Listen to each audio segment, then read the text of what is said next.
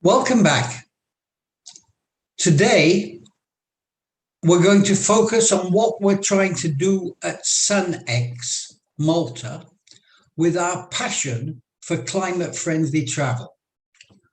We'll explain our structure, our concept and value proposition, our main focus on youth, and we want to explore with you how this can be of interest to NTOs as you develop your own sustainability and climate programs, which we believe will become an increasingly important part of your activities in the years ahead.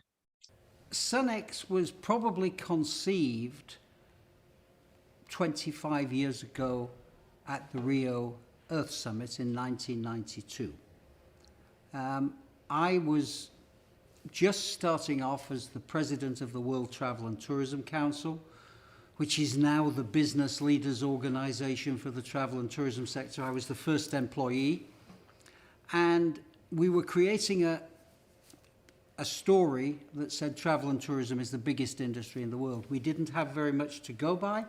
We had limited statistical material, but we had the 6 biggest companies in the world who said we have to be there on the world stage. And our message at that time was tourism is great. Tourism is good for you. Tourism creates jobs. Tourism deals with poverty and the whole thing. And I had begun to see that there are some downsides as well. And that like any economic activity, there are limitations to how good growth is. So I went to the Rio Earth Summit. I had that capacity. I met the chairman of the Secretary General of the summit, Maurice Strong. Maurice Strong had been the father of sustainable development, and he had been involved for 40 years in building up this from the Club of Rome, right through the Brundtland Commission, to the creation of the United Nations Environment Programme, to this big summit, with the biggest summit that had ever been held, to ask the question, what are we doing about the planet? And I was fortunate. Maurice Strong and I hit it off. It was a 25-year friendship and mentorship. I learned from him. I think I was one of his closest confidants at the end. And SunX is a legacy to Maurice Strong. It's the Strong Universal Network. And we added the X at a certain stage because climate change is existential. And amidst all of these 17 Sustainable Development Goals, 2030, 2050 agenda, there's just one existential issue. If we don't fix climate change, your kids, my kids, our grandchildren, they're not going to be here. Or they're going to be here in very trying circumstances. And if you want an example of this, you only have to look at what's happened the last month in the Caribbean, which scientists are telling us is pretty much a result of the warming of the oceans and the volatility that's been introduced into our weather. And in 1 month, whole countries can be wiped out. That's what existential means. So SunX is a system where over the next 10, 15 years, we want to set up a movement amongst young people. We want to set up monitoring stations in every country. We want to join them on the cloud, and we want to pull from this massive information that everybody is looking at on sustainable development, which are the really important ones that popular movements will say, enough is enough, you can't keep doing business in this same fashion, you have to change. So to recap, we created, with Maurice Strong's encouragement in 2010, a not-for-profit EU-based NGO in Brussels, the Green Growth and Travelism Institute. Green growth was the fashionable expression for sustainable at the time. Think of the Green Growth Knowledge Institute in Korea, for example. And travelism is just an amalgam of travel and tourism. More hip, easier to publish, and gets over the holiday assumptions that exist around tourism. In other words, it makes sure that it includes the important business travel piece. It's that business travel, by the way, which is so important for cities, and cities themselves are so important in the overall travel and tourism ecosystem and in the changes which are going to have to take place to respond to the Code Red climate crisis. In 2015, we introduced a program called SUN, Strong Universal Network.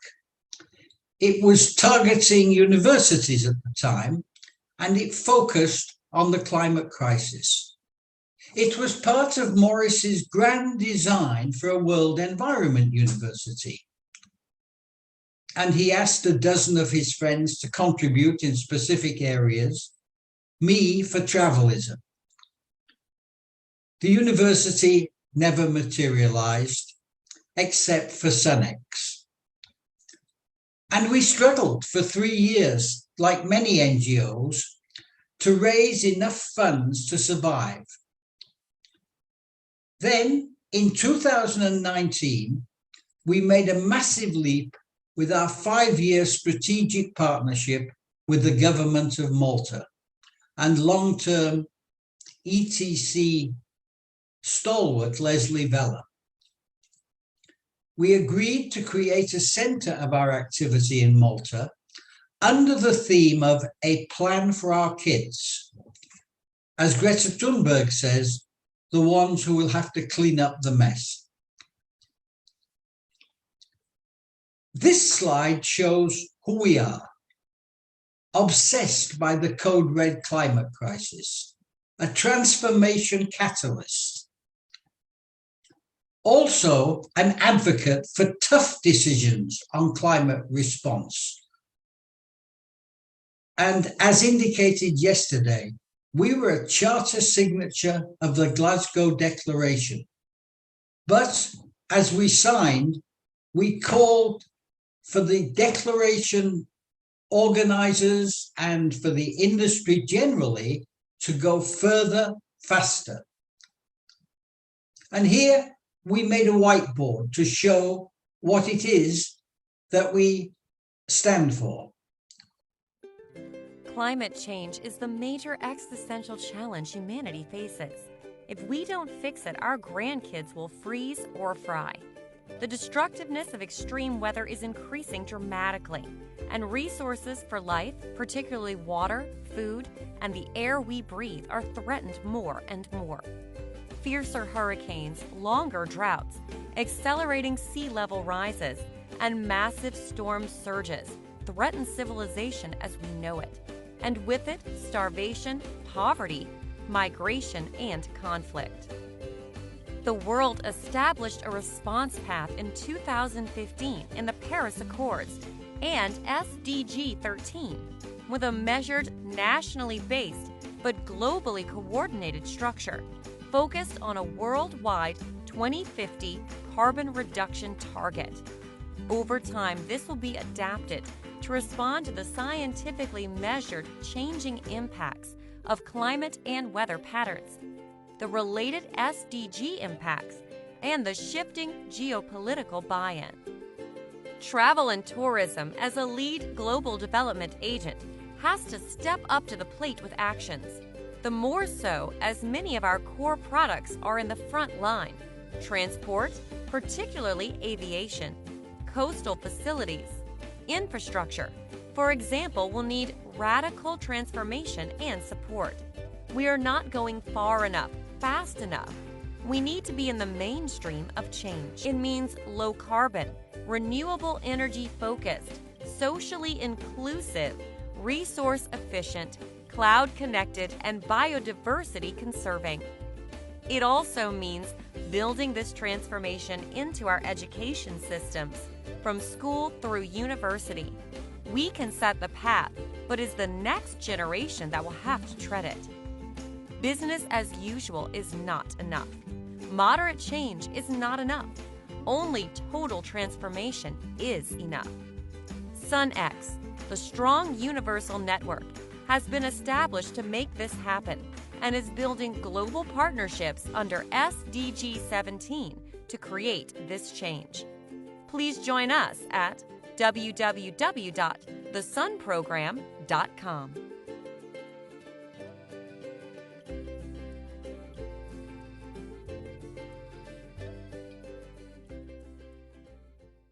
And we haven't just been about making nice statements. Over the past 3 years, we've created a concept of climate-friendly travel, CFT, linked to the SDGs and their 2030 targets, and Paris 1.5 with 2050.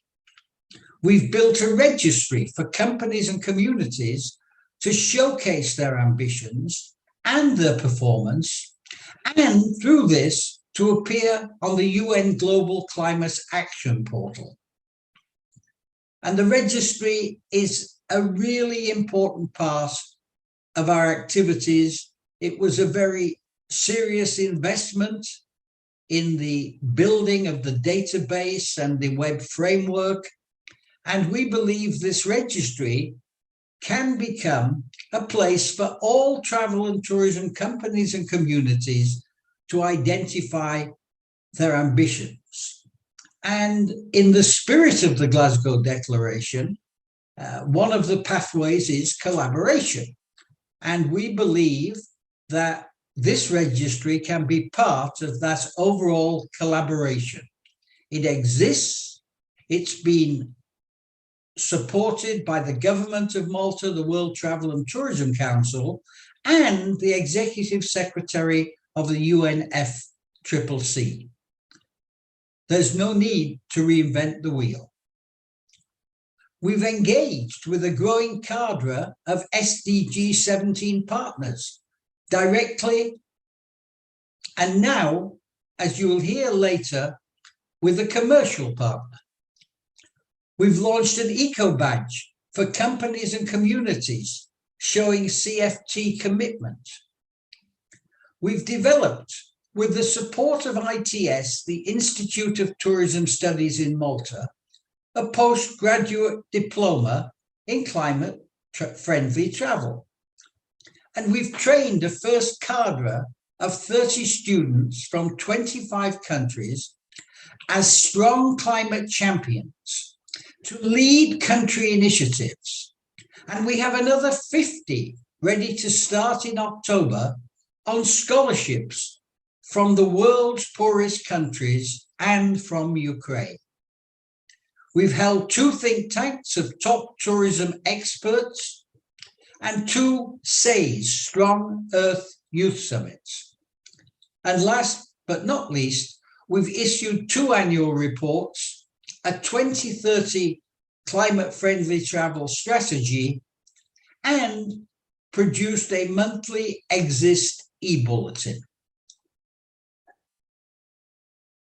Now we're going to dig a little more deeply into what this is all about.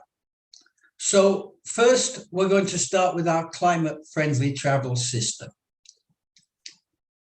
It's not a pathway. It's not a certification program. It's not a policy. It embraces all of these and more. It's a way of life for a community, for visitors, and for those who are visited, the residents. And it's important that all 3 elements are engaged and on the same page in the development of sustainable tourism and in the climate fight. If the industry wants more cruise ships, but the residents don't, you have a problem. If the shop owners want more festivals, but the residents don't, you have a problem. If the governance wants more golf courses, but it affects the water for residents, you have a problem. And so on. And these are the kind of issues that you as NTOs will have to think of as you're developing your sustainability and your climate action plans for the future. Now, to hear more about climate-friendly travel, I want to start off by explaining the framework for it in another video. And this slide shows it in a simplified form. Number one, it starts with a community. It can be a country, a city, a rural village. It can be developed or it can be developing. We seek to engage all stakeholders with tourism companies as the focal point. Number two, it has an ambitions registry to transparently align with the SDGs and Paris 1.5, linking declarations with action and integrated into the UN climate portal. Number three, it is driven by young, trained, strong climate champions. This is the heart of our ecosystem and its global potential. And we are working with the Institute of Tourism Studies in Malta and have created a diploma in climate-friendly travel and short, intensive online courses. We're building visionary SDG 17 partnerships for support and a curated good practice data portal. And number four, we have a climate-friendly travel eco badge for consumer recognition. And now we're going to hear from my friend and colleague, Ollie Wheatcroft, around the essence of the programme. Hi, I'm Ollie Wheatcroft. I'm the Programme Manager at SunX Malta. I've been working alongside Jeffrey Lippman for the last 5 years to help to develop a climate-friendly travel framework, which was inspired by Maurice Strong, the first person to put climate change on the global agenda. This slide is all about how we are trying to help to support and engage companies and communities.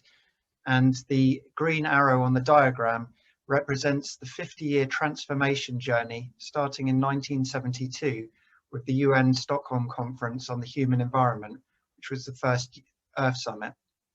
It then goes through the key milestone events in the evolution of sustainable development and climate change strategy, from the 1987 Brundtland Commission to the Rio Earth Summit and subsequent Agenda 21. Key milestone events then include the Millennium Development Goals, which subsequently was transitioned into being the Sustainable Development Goals as we now know them. And then, most importantly, in terms of the context of climate-friendly travel, the 2015 Paris Climate Agreement. Maurice Strong was the first person to put climate change on the global agenda and to recognise the existential nature of climate change. And the graph on the right is our critical focal point. The area in red near the bottom of the curve is where we are now, and our mission is to bend our trend to transition into the blue section onto a more sustainable pathway. Climate-friendly travel has three main components.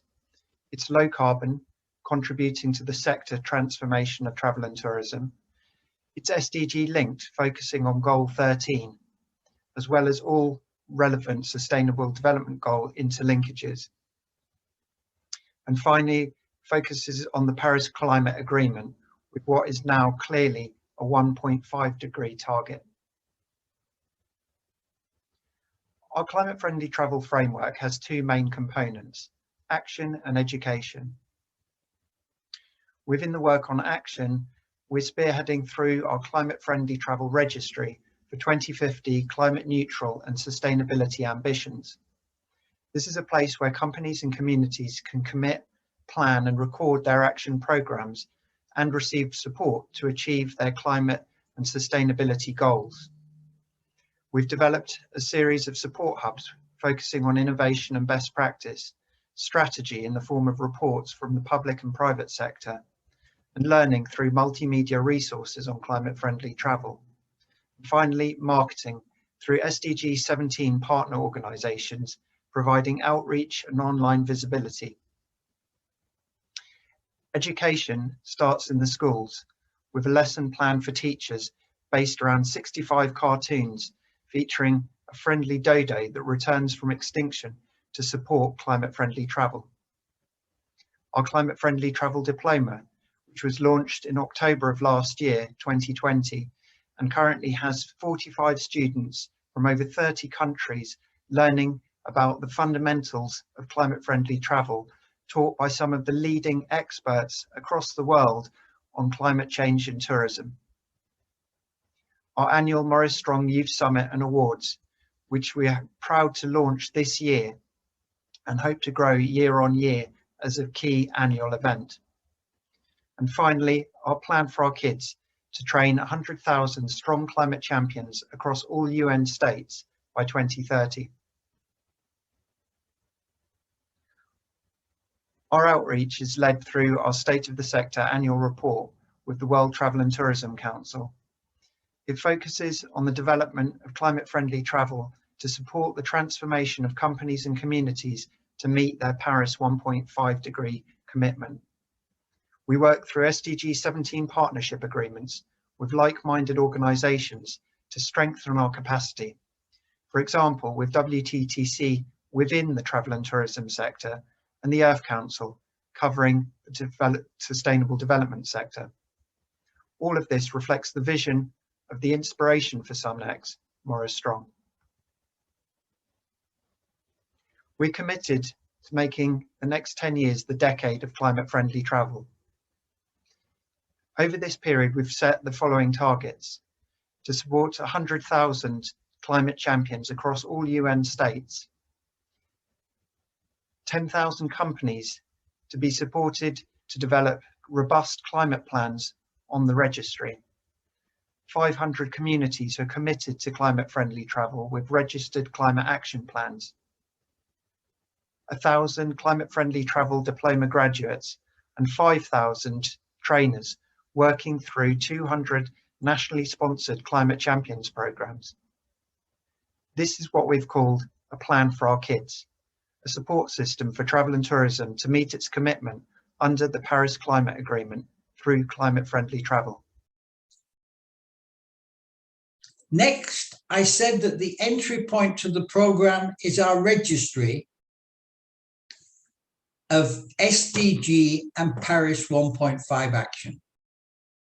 And we have the registrar, Dr. Hans Fredrik, here, first explaining the system, and then in an interview we made for our recent Strong Earth Youth Summit, an annual event designed to engage young travellers and graduates from 18 to 30 in the climate-friendly travel ecosystem. We're also going to show a brief description of how the registry actually works and what it looks like for people who are going to use it in the future, both to those who list their ambitions and their progress, and those who want to see what is being undertaken. That's a key component of the registry. It's all about transparency.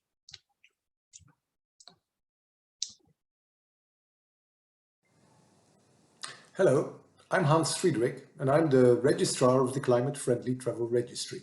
And I'd like to spend a few minutes to explain to you what this registry is all about and how it works. As you know, the United Nations Climate Convention is looking at the carbon reduction ambitions of everybody in the world. And they've created what is called the Climate Action Portal to register these ambitions. Governments have signed up to this. Governments are creating what is called the National Determined Contributions. So they are putting their carbon reduction plans on that registry. And within the government's ambitions, of course, are the ambitions of local authorities, as well as cities, and of business. So industry, including the tourism industry, has to comply as well. Now, what we're saying is start making your plans now. Start thinking about your current carbon emissions. So what is your, as we say, what is your carbon footprint now? What will it be in 2050? And how will you get to that? How will you reach that zero carbon emission goal by 2050? And to do so, making a plan to do so is not just a charitable decision, it's actually quite a financial sensible thing to do, because reducing your carbon reduction, reducing your CO2 emissions, mostly means reducing your energy consumption, and reducing energy means reducing costs. So actually making a plan makes sense from a financial perspective. We're asking you to make those plans within the context of the other Sustainable Development Goals, because they're all interlinked. You know, the 17 goals have all interlinkages. So what you do for carbon may have an impact on some of the other SDGs and vice versa. And when you have this plan, register it, record it. And we've created the Climate Friendly Travel Registry to do just that. The Climate Friendly Travel Registry is the only link for the travel and tourism community into the United Nations Action Portal at the moment. Let me read to you a message that we recently received from the United Nations, which says, "I congratulate the WTTC on the Climate Friendly Travel Registry launched jointly with Sunex Malta, with us, and I welcome the opportunities this offers to travel and tourism organizations to develop, register and promote their climate strategies, plans and achievements in support of the goals of the Paris Agreement. I look forward to seeing all travel and tourism organizations participating in this climate-friendly travel registry, as well as redoubling their efforts to ensure a climate-neutral and resilient world by 2050 at the latest." Now that statement is by Patricia Espinosa, the Executive Secretary of the United Nations Climate Convention, and she's basically saying, register your plans because this is the link with the United Nations.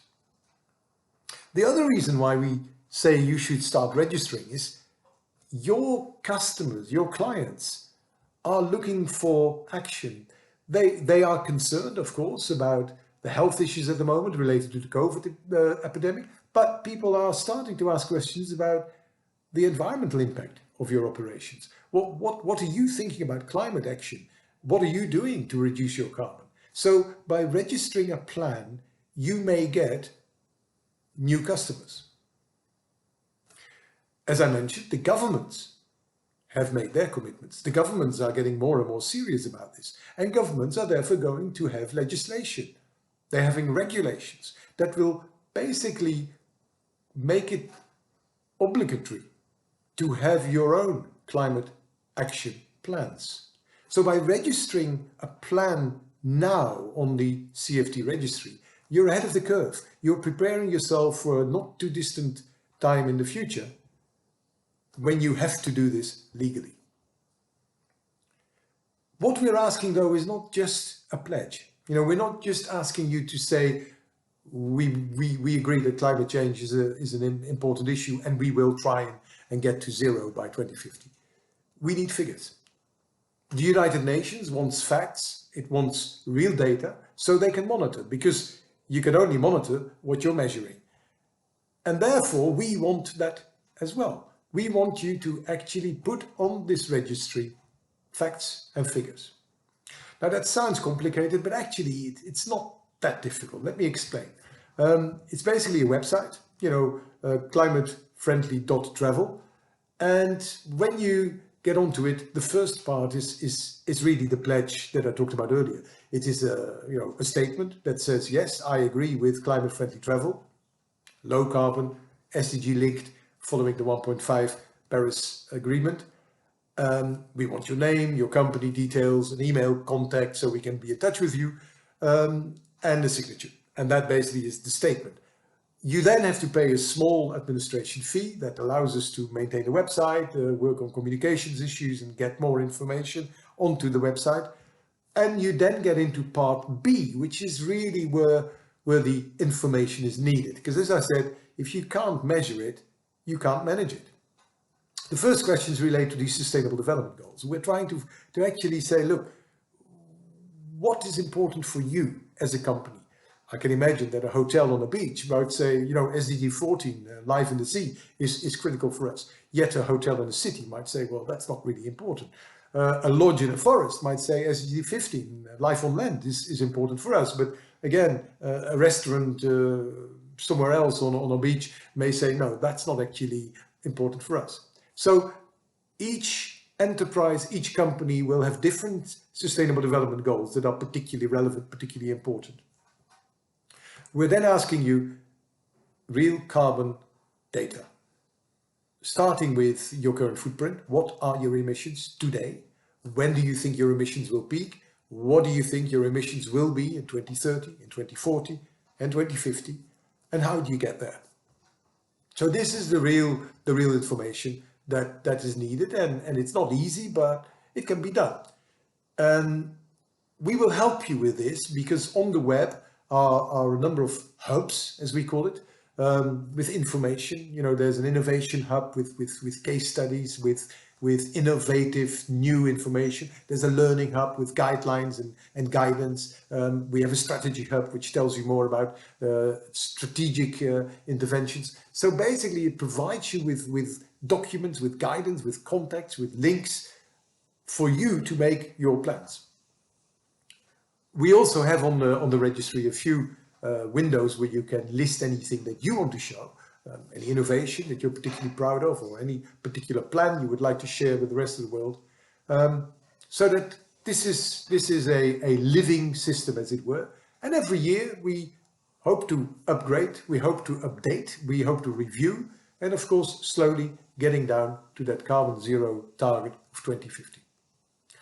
I hope that's given you enough information. We already have some registered parties. We're getting many more this year, but let's leave it at that and ready to answer any questions. Thank you. Hans has moved into what he thought was going to be retirement in the beautiful island of Gozo in Malta, and we hooked up, and now he's the registrar.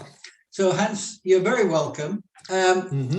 Would you say a little bit about what the Climate Friendly Travel Registry is and what it does for tourism companies and communities and ultimately for consumers? Yes, I think, Jeffrey, the registry is really part of the wider CFT community, if I can call it that, you know, climate friendly travel community. The registry is really the place where companies, small and large, from all over the world, can list their climate and sustainability ambitions. And the registry is really, I would say, the entry point into that community. What is it for people to join and join the SunX community and sign up to the registry? And how much does it cost? You know, basically the process is you go on a website. I mean, the Climate Friendly Travel Registry has its own website, Climate Friendly Travel. And basically you go on that website, you fill in a few of the windows, you know, the name of your hotel, your website, an email address that we can contact you at, and you basically agree with the principles of climate friendly travel, the low carbon, the SDG link, and the Paris 1.5 compliant, and you then literally press the button to say, I join. Joining part A is very simple. This is for free. Basically, we want you to join the community if you're serious about climate change and you're serious about sustainability. So if I'm a hotel and I want to be part of this system and get whatever benefits there are from the system, I answer a few simple questions. Costs nothing. I sign my sense of commitment, and that's it. And then That's all. How long before you come at me with this dreadful part B? Well, the thing is, Jeffrey, that the registry is in a way linked to the United Nations. I talk about that a bit later. And they have said you've got 2 years to come up with your plan.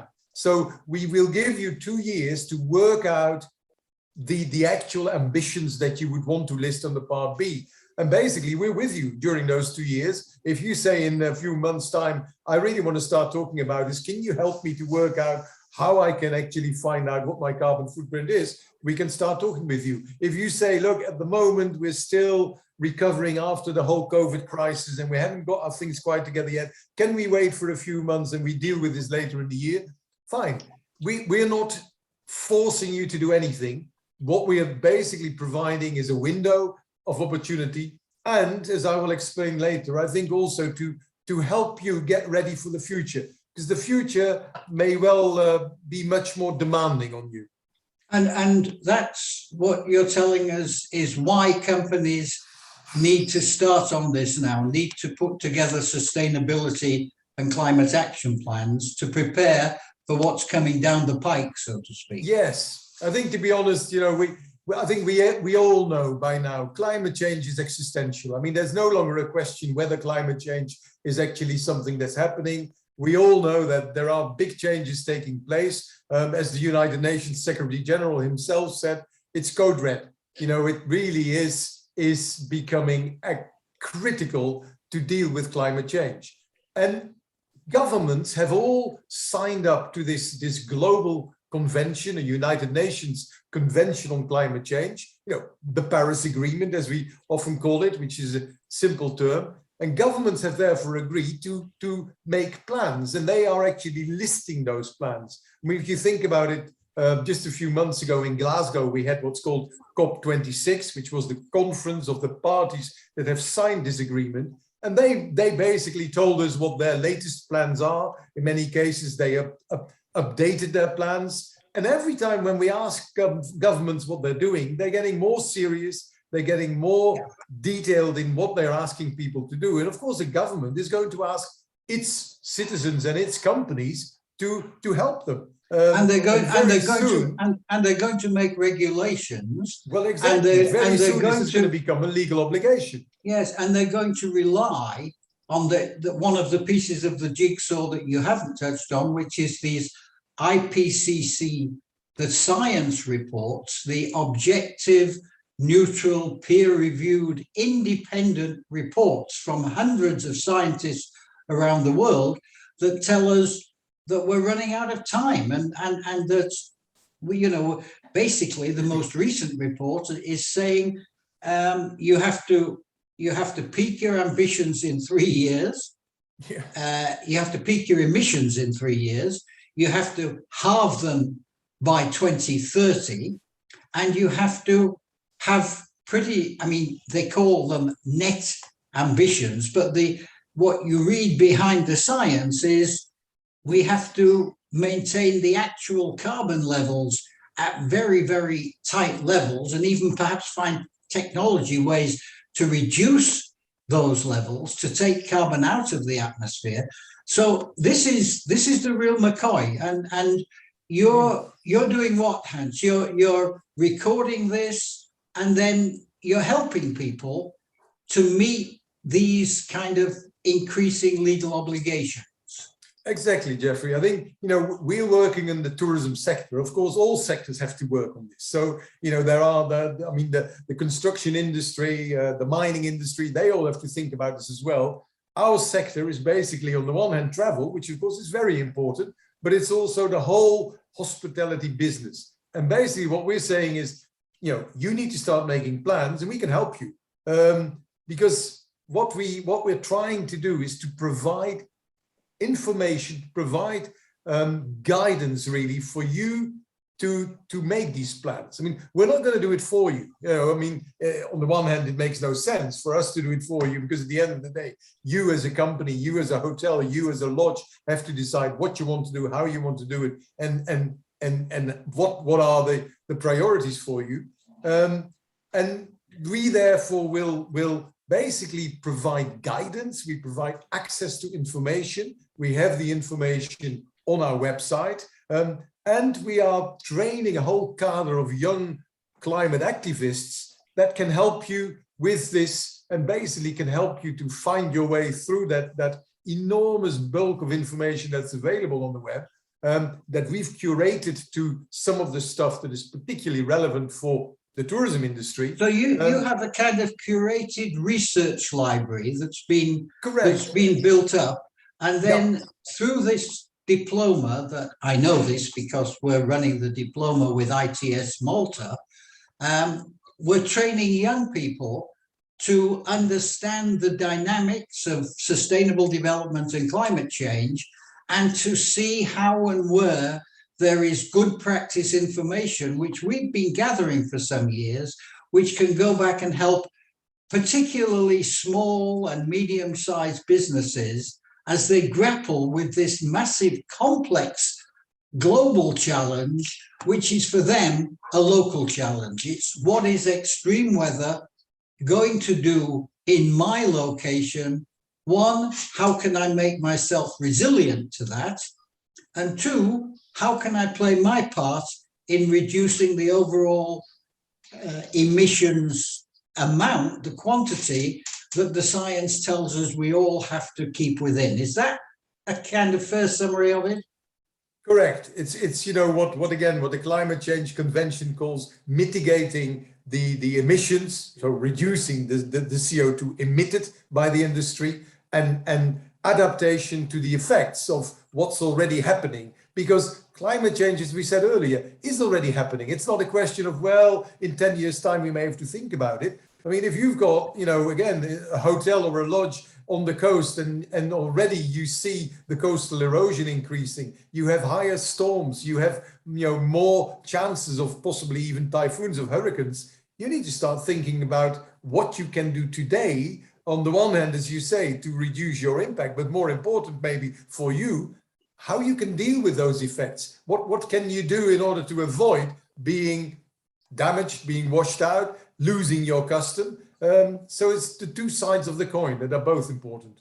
And of course, we are pulling together support service partners, other companies and organizations which have got specific programs in this area, like hotel resilience and helping people. And so that, and the registry is a kind of focal point for all this to happen. Is that right? As I said, in the registry, we've got these various information, we call them information hubs. One of them is a sort of support hub. And as you say, there's a list there of consultants that we believe can help you out. I mean, that may be, you know, a question of actually paying for services. I mean, it's a negotiation you have to go into. But we also have a whole list of documents that we've gleaned from the web that will help you do things. And we have, as you say, partnerships with a number of organizations that work in this field that basically have agreed with us that they can provide services to start off for free. For example, as you said, a resilience assessment that gives you an idea of where are your real risks, as it were, and for you then to work out what to do next, whether you're going to deal it yourself, whether you're going to recruit someone to actually work out plans for you, whether you want to pay for a consultant to do it. I mean, there are various ways that you might want to go ahead, but we will help to sort of find the right way, if that's how I can put it best. Yeah, no, absolutely. And one last question, Hans, because this has been a pretty good tour d'horizon of everything. You make a big thing about this link to the UN Climate Agency. You know, I've heard you say this many times in the conversations that we've had between us, that this should be important to consumers in the end. Can you just say a few words about that? Yeah, sure. I mean, again, as we said earlier, Jeffrey, I mean, the countries of all countries in the world have agreed to basically take action. And they've done that because they are signatory to this global United Nations Convention. You know, and really, to be frank, it is the only thing, the only agreement that all countries have basically signed up to and said, yep, we need to do something. I mean, the Paris Accord was basically a unanimous decision that we need to try and keep global warming below 2 degrees and preferably below 1.5 degrees, because we know if it goes over that, we're going to be really in serious problems. So all governments have signed up to that UN convention. Now, the interesting thing is that they list all their information on their registry of that United Nations Convention. And our registry is linked to that UN registry. So in a way, if a small hotel registers and lists its ambitions on the CFD registry, then indirectly or even directly, it is connected to the global United Nations mechanism, as it were. And that really is at the moment the only way that a small hotel, a medium-sized enterprise, can really be linked to the global initiative that all governments have signed up to. Hans Frederick, registrar and good friend.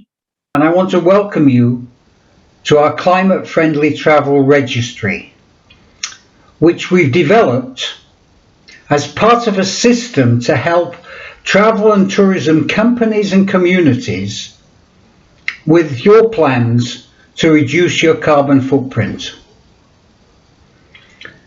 The registry is simply a tool that helps you to set your goals and to stay on track.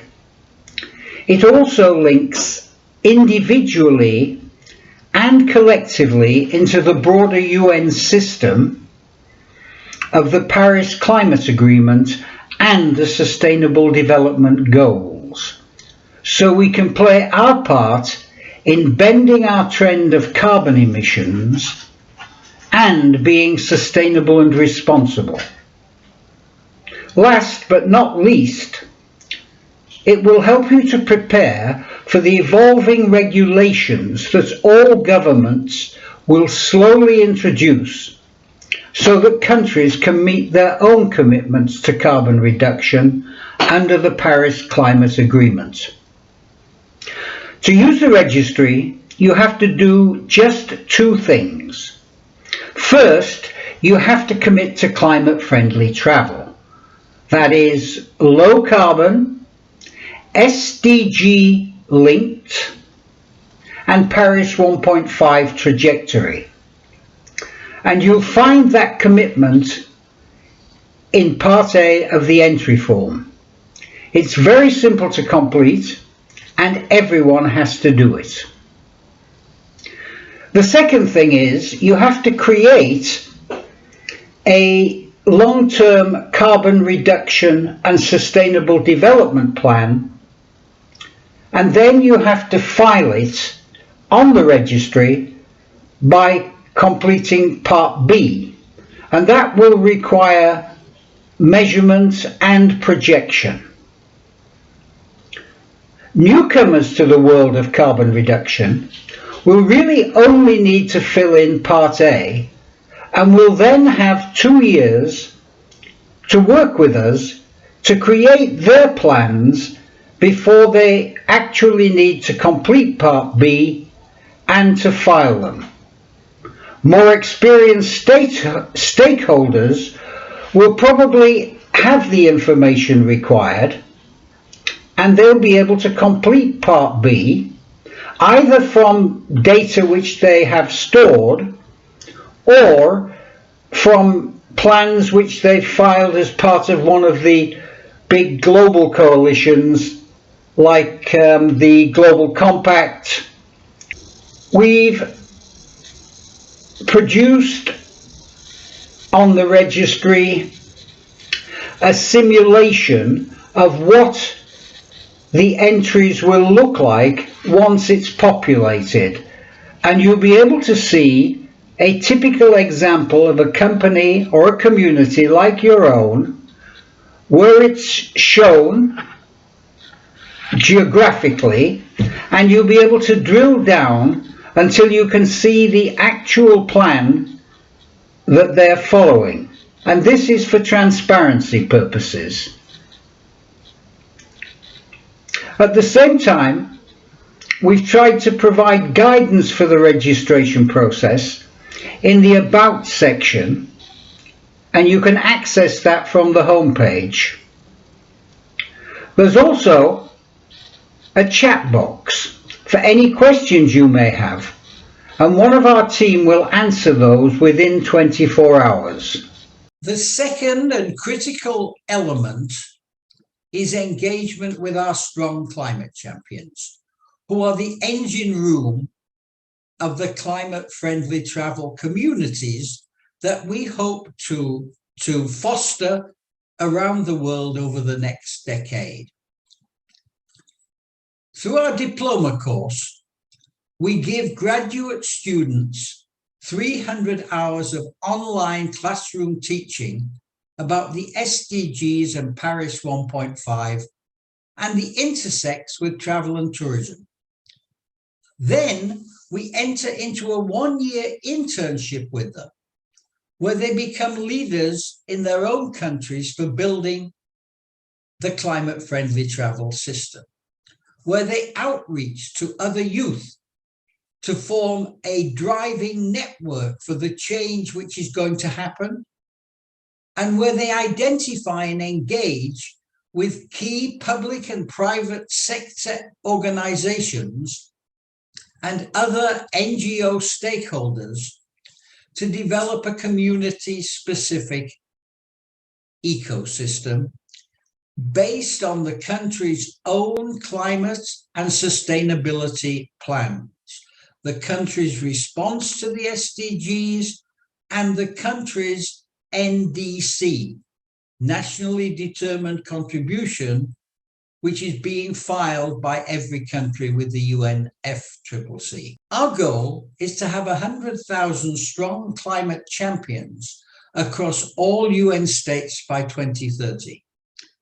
And we're going to listen to an interview with Angela Rodriguez, one of our diploma students, who will explain how the champions are found and what their approach is to building these networks.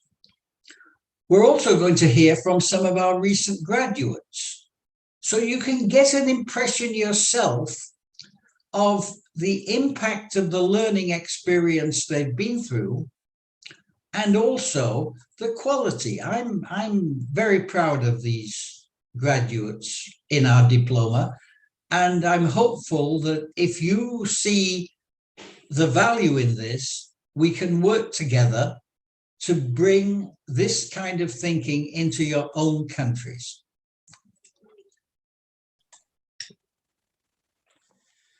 So here we are now with Angela Rodriguez, one of the top students on our diploma course this year. In fact, Angie was so good that we asked her to help us to frame the Strong Climate Champions program. And she has really drawn the framework of that program together. So Angie, you're very welcome. What would you say was the essence, the heart of the Strong Climate Champions program? Well, thank you, Geoffrey. Thanks for inviting me to SAIS and to talk a little bit more about climate champions. The essence of the program, well, I think the essence comes from the heart of SUNEX. I think like everything we do, it has so much to do with the Maurice's strong vision and how he foreseen that the youth are the agents of change of tomorrow. So I think that we took that as our heart as well for the Strong Climate Champions, and that is basically what we've been trying to follow in his steps, follow his vision, and just adapting it to these times, right? To the times of digitalization, to the times of like when the climate crisis is actually even stronger, to the times of Maurice Strong. And just to actually bring together the youth to collectively do something about the climate emergency and how it interrelates with the tourism sector. Yeah, and the youth to me don't seem to be so tied up with doing everything politically nicely.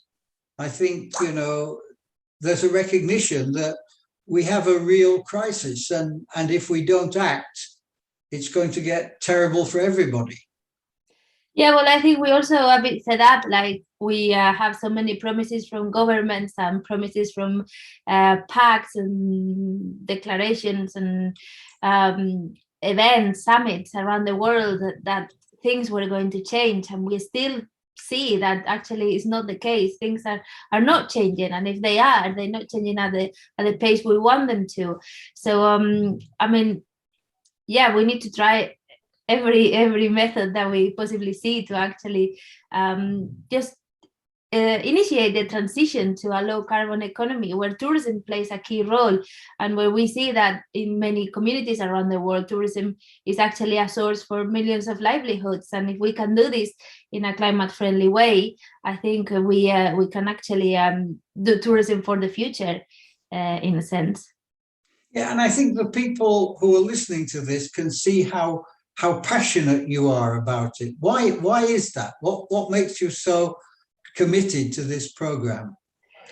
Well, I think it all comes down to like my purpose to study sustainable tourism, which was when I was living in the French Alps, and I was seeing how for like 5 years the snow cover was really declining, and the impacts of that had in not just like the ski industry sector, but also in like the environment, and like you could see how the glaciers were receding, you could see how the snow patterns were changing.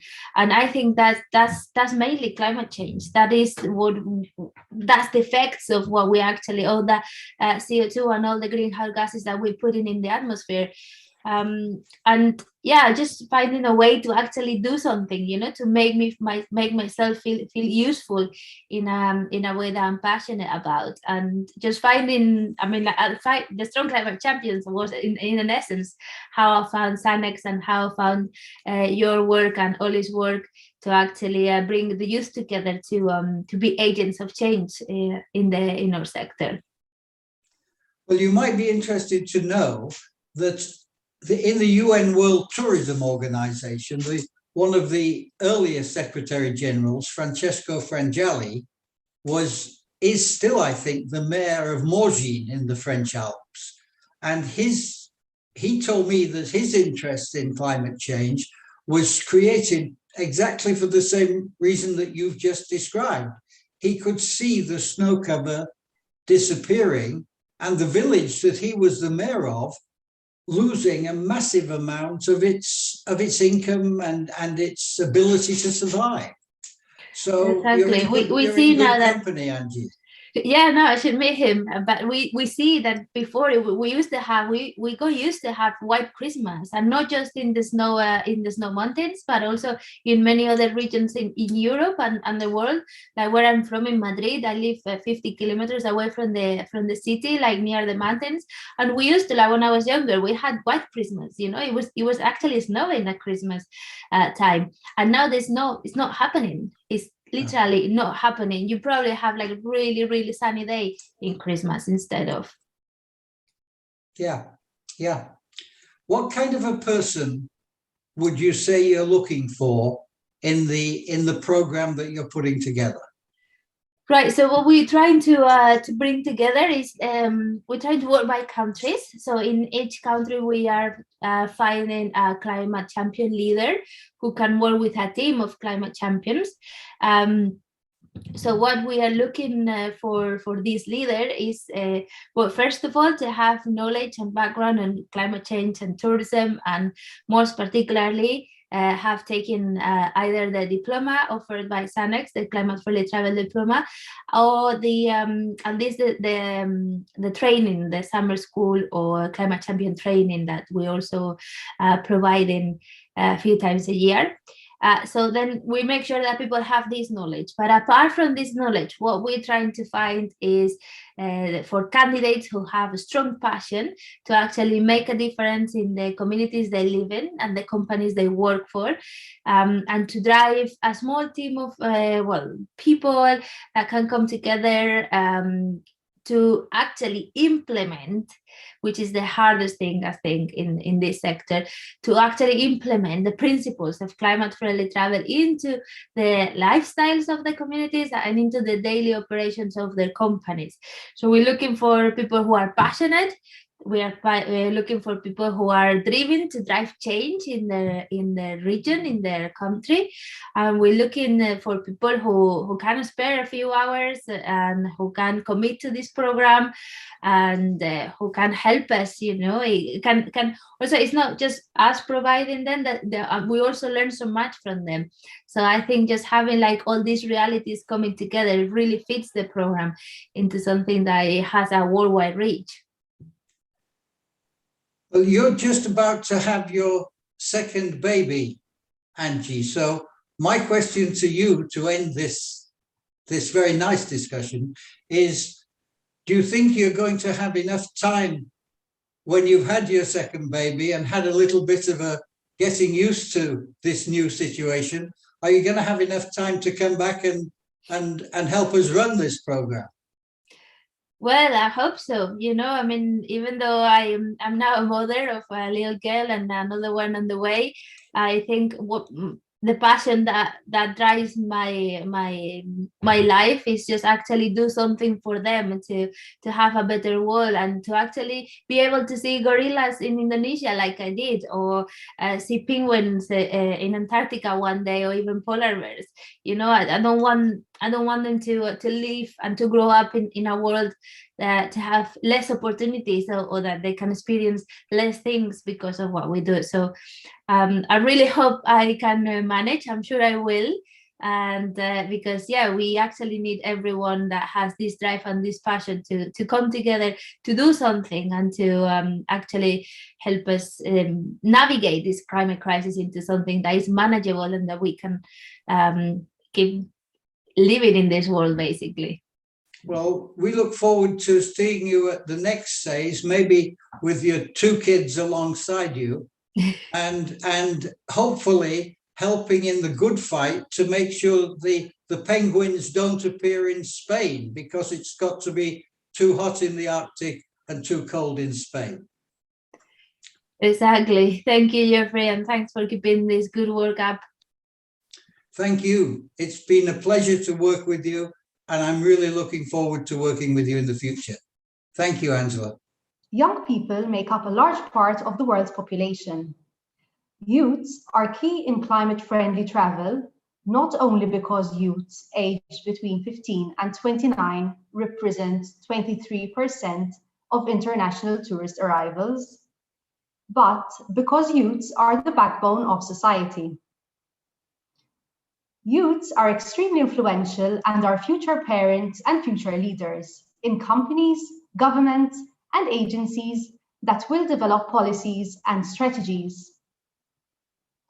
Youths are the generation that can cause the bottom-up transformation and inspire people and corporations towards transforming the future of the society with their mindset and bold behavior, changing the approach to a climate-friendly travel one. Youths are the role models that inspire hope and change across all generations. Young people are a major force for development and social change, and have the potential to drive an innovative style towards climate-friendly travel. Youths have only been aware of a digital age, which along the past decade has become a mobile adapted digital environment, with easily available information, communication platforms, and tools. Youths adapt easily and have incorporated technology as a seamless part of their day-to-day experiences, which can be used as a great way of raising awareness, sharing knowledge, and communicating to a wider global audience. Young people are consistently at the leading edge of change and innovation by thinking outside the box, pushing boundaries, and experimenting with the new. And the climate-friendly travel is no exception. In a period of unprecedented challenge for the travel industry, youths are a vital resource of innovation and change.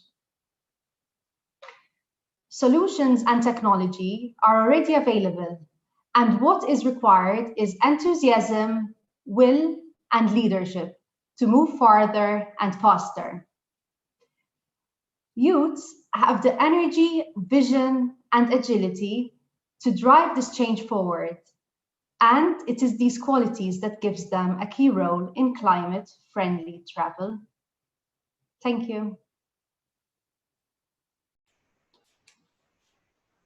Magandang araw from the Philippines. That means good day from the Philippines, from wherever you are, whichever time zone you're in.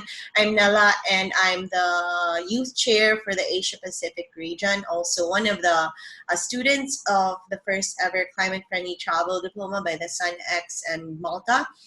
Thank you so much for having me for this keynote speech and for the opportunity the past year to be part of this transformational program. So today I was asked to talk about the role of youth in climate-friendly travel.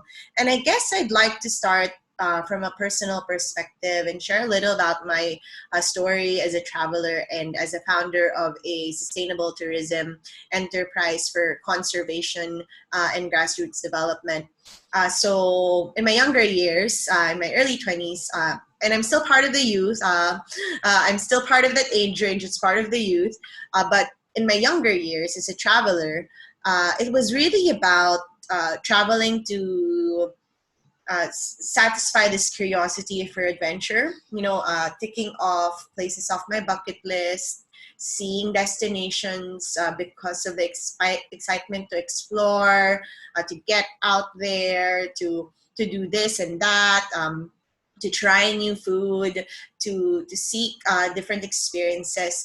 But as a traveler through the years, my purpose grew deeper, especially immersing in the different communities, especially in rural areas in our country, and seeing how it could be improved in different parts of the globe, seeing the wonder of nature and culture of the various destinations that I visited. I really wanted to make an impact in terms of bringing together what I've learned from my various travels abroad to my country, and seeing where we could still do change in terms of the positive contribution that we make to the environment and to the communities that we travel in. So I began to question certain frameworks and certain systems that were being done in our country, and in different parts of the globe that I saw were harming the environment, that I saw were not equitable to communities. And I wanted myself to be part of the change in making sure that tourism was green, was clean, was just, was inclusive, equitable for everyone. And so that's my personal story as a youth member. And I believe that so many youth out there are just like me. You know, we're starting to, or we've questioned certain ways of living that we don't see are benefiting our environment, or the world that we live in. And as youth, we're the voice that demands change, because we're going to be here for a while. And, you know, our future children will also take the brunt of whatever we do and the impact that we leave. And so we keep asking ourselves, what kind of impact do we want to leave? You know, what's the legacy that we want to be known for as youth? And so I think that's the reason why the youth is seen as one of the most powerful sectors in terms of sustainable development. Of course, it really takes coming together as a community, as a society, but youth are seen as communicators, as leaders, as visionaries, as innovators, as change makers. And if we harness that, those characteristics of the youth, I think that we could really do and really create a change in terms of the climate-friendly travel landscape, and not just in travel, but in other areas. And so I'm really looking forward to continue being a part of this sector that drives change, and learning from mentors, seeing the innovations and what we could bring wherever we are present in, to change the landscape and the ball game for the destinations that we represent and the voices that we aim to give a voice for. So that's that. And thank you so much for giving me the opportunity to speak.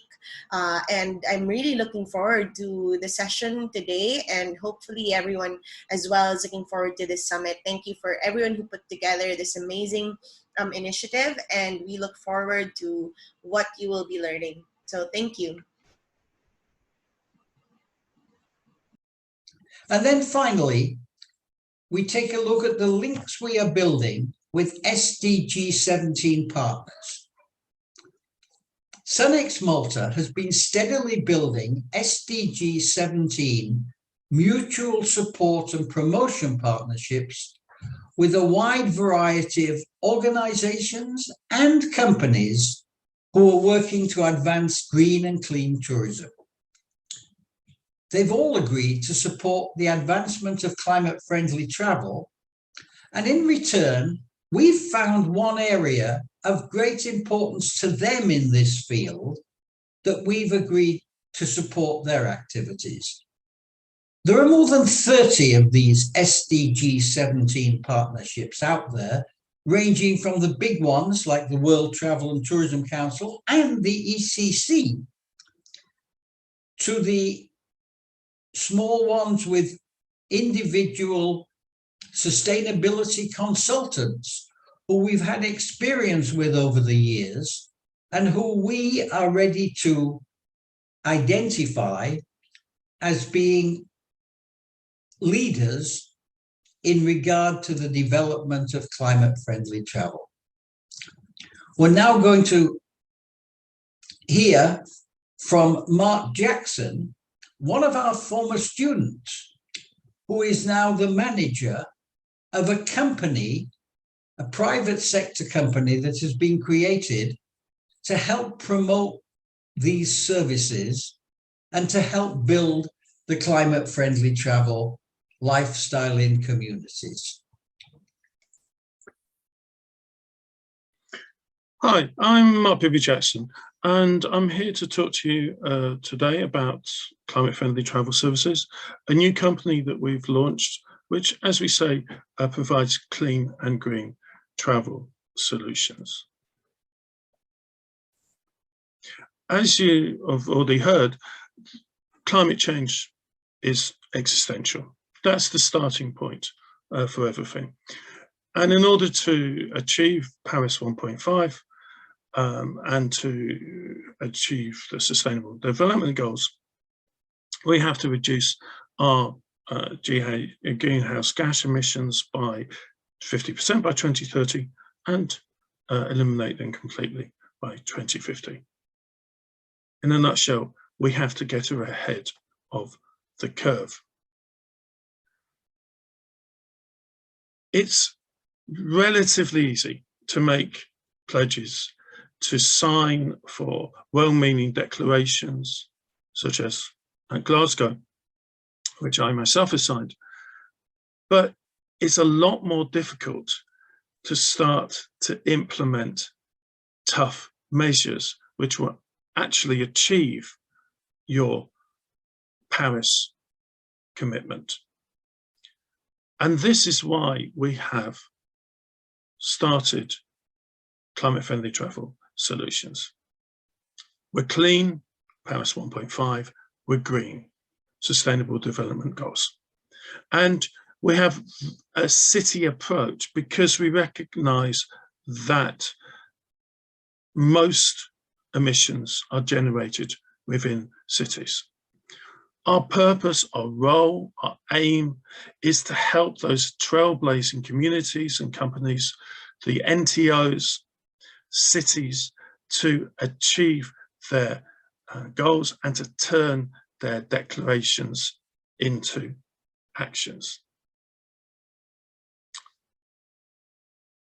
The way we do this is by harnessing the positive force of tourism. Too often people mention how negative tourism can be, but we genuinely believe that tourism can be a force for good. And therefore we're using SunX Malta's commercial partners in order to deliver climate-friendly travel solutions and to help destinations, cities, NTOs, not only to preserve their assets for future generations, but also to achieve climate and sustainability action plans in the process of preserving these treasures. So how does it work? You've heard from Hans already about the CFT registry, which allows you access to the whole SONEX climate-friendly travel program. That's your first step. You join the registry. After that, you will qualify for the climate-friendly travel eco badge, which you can see on the bottom left-hand side of the screen, which demonstrates your commitment to achieving zero GHG by 2050 and 50% reduction by 2030. And you can use this in all your marketing materials. We will help promote this for you, and it will be a clean and green eco badge for travel and tourism. In addition to that, you will have a free consultation with our experts to see what products and services are the most applicable for you, to see which will help you achieve your goals. For we realize that whoever you are in a city in Europe or a small island destination, you will have different needs, different requirements, and therefore different products and services will suit you. And finally, we will help you roll these solutions out in order that you will achieve your own climate-friendly travel goals. You will achieve the goals of your sustainability action plans. So what services are we talking about? Now, this is just an initial snapshot. As you know, we're a very new, young company, and the range of the portfolio of services that we will offer will increase over time. But already we can provide services such as a free disaster risk assessment, which can help you plan ahead for potential climate impacts. On offline mobile maps, which will indicate attractions that visitors can go to, which they can book through as well with no fee. And other things, carbon offsetting with community-based reforestation projects, how you can use the low season in order to increase the amount of tourists you get to your destination without increasing your climate impact, as well as things which maybe do not seem immediately as tourism activities, such as solar energy provision. The range of services that we can provide is extensive. And the aim for this is to preserve your city's unique culture, the DNA of society. And in doing so, we will help make your destinations, your cities more attractive to visitors, especially responsible travelers. And in addition to this, it will help future-proof these attractions. As I mentioned before, these are the often at most threat from climate change.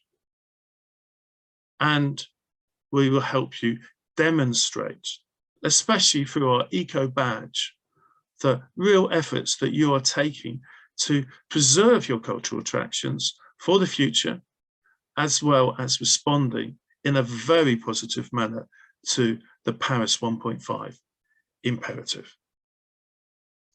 So this is our commitment to you. We will help you get ahead of the climate curve. We understand the challenges, the seemingly insurmountable task that is facing you. And we will help you achieve your climate targets.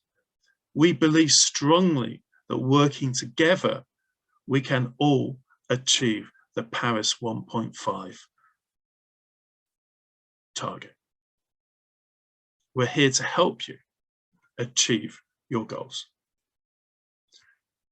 The bottom line is we will charge an annual fee of €1,000, and this sum of money will provide you full access to all our advisory services, and 10% of this money will go to Sunex's Strong Climate Champions program, which I believe you have already been told about. And finally, you will be able to enter the Climate Smart Awards. So chosen museums and art galleries can apply for this prestigious accolade, which will get media attention in publications such as the New York Times. Thank you for your time. You can contact me below on the email address or look at our newly launched website.